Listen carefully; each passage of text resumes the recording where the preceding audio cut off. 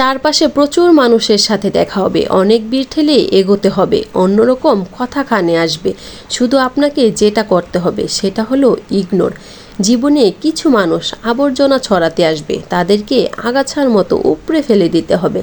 Life আপনার, boundary আপনাকেই set করতে হবে। নেগেটিভ যেখানে দেখবেন সেখান থেকে দূরে সরিয়ে নেবেন নিজেকে। শুনতে খারাপ হলেও আপনার কাছের অনেক মানুষ আপনাকে খারাপ দেখতে চায়। তারা চায় সহানুভূতি নামক মলমের তলে একটু কাটা গায়ে নুন ছিটাতে।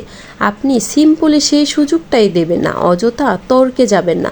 বোঝাতে যাওয়ার কোনো প্রয়োজন নেই। আপনার সামনে কেউ যদি বলে আপনি মূর্খ, তাই মেনে হেসে বেরিয়ে আসুন। ওই যে সময় আর এনার্জি বাঁচিয়ে নিলেন, ব্যাস কেল্লা ফতে। যে যা বলছে শুনে নিন আর মুচকি হেসে শির দ্বারা সোজা করে নিজের সিদ্ধান্তটা নিজেই নিন।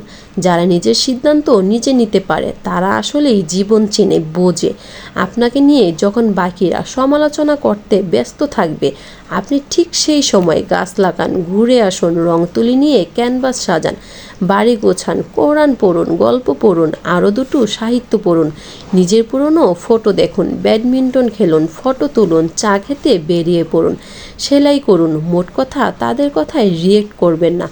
যা বলছে বলুক, আপনার কানে এলেও ফেলে দিন। দিন শেষে আপনি জানেন আপনি কি, কেমন, আর এটাও জানেন যারা বলছে তারা আপনার কাছে জাস্ট ম্যাটার করে না।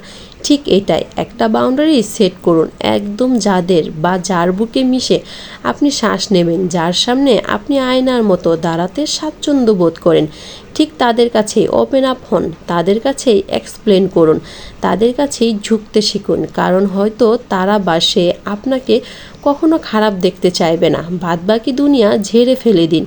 একটা কথা মাথায় রাখবেন, জীবন অনেক সুন্দর। আপনি যে জীবনটা বাঁচতে পারছেন সেটা অনেক সুন্দর। আপনাকে শুধু মাঝে মাঝে গজিয়ে ওঠা আগাছাগুলো মিটিয়ে ফেলতে হবে, অথবা কোণে একটা কাটা জোর দেখতে পেলে সাইড কাটিয়ে চলে আসতে হবে। সব কিছুর উত্তর দিতে নেই, সব কিছুতে রিয়েক্ট করতে নেই।